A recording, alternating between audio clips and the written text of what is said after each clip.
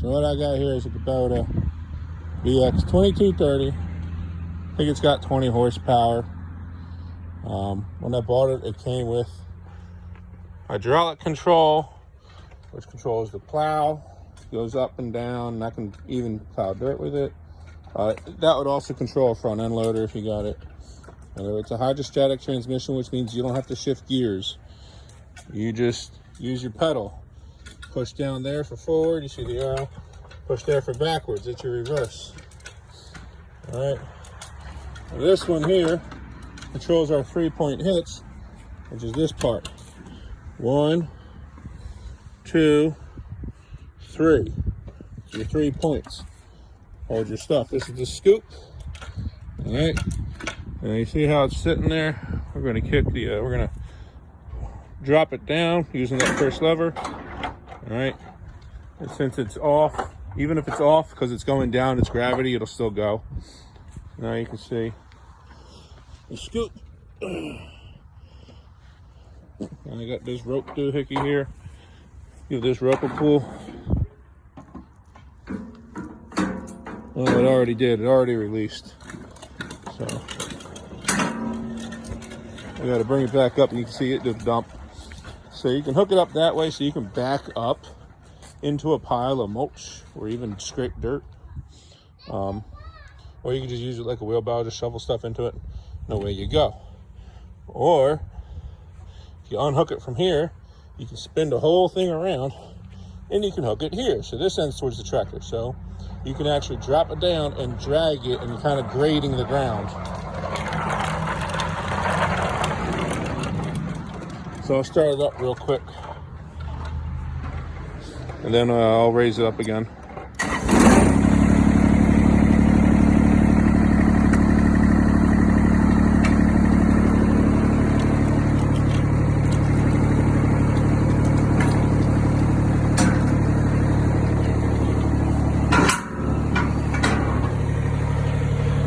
That'll drop.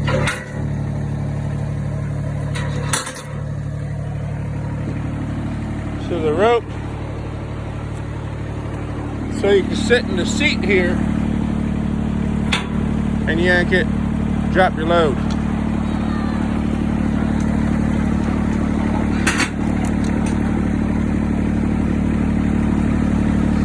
Reset it, and you're ready to go again. I just carted auto around in it.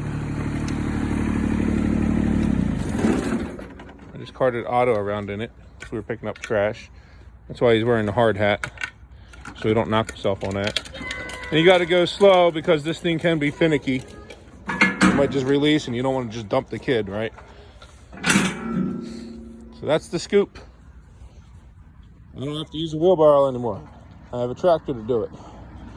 Now this one also came with a belly mower that's inside right now, 60-inch belly mower. So I use it for mowing. So and when I'm mowing, I'll just take that off, not use it. That comes off too because it's just in the way, and I don't need it when I'm mowing. It's just added weight. I just have it on there because I thought I'd plow snow, and there's been no snow. Now for a homestead, I'd go for something a little bigger with a little more horsepower. This is a great for, a small place. Like if all you're doing is chickens and maybe you got to drag a small bale around. I don't know if it can pick up a round bale. It might. You can get spears that fit on the back here for the 3-point hitch. I think this has got a 680-pound lift. Like it can lift 680 pounds. I know it'll lift up the front of the camper. I have another attachment for that. And the camper is supposedly rated at 740 pounds. So this is that goes right on the 3-point hitch. And then I just got this separate. So I got a 2-inch ball, 2 5/16, 1 7/8, and then the tow hook. I have no use for a loader yet, so I ain't worrying about it. And now with the scoop, I don't really need a loader unless I'm trying to lift something up real high. Like it says, I'd go with something with a little more horsepower. There's a PTO on the back here. Just cut the cover on it. That's to power your implements. You want at least 20 horsepower there. Now your engine's going to be rated at, you know, 22 horsepower engine or whatever, but your PTO is going to be like 18.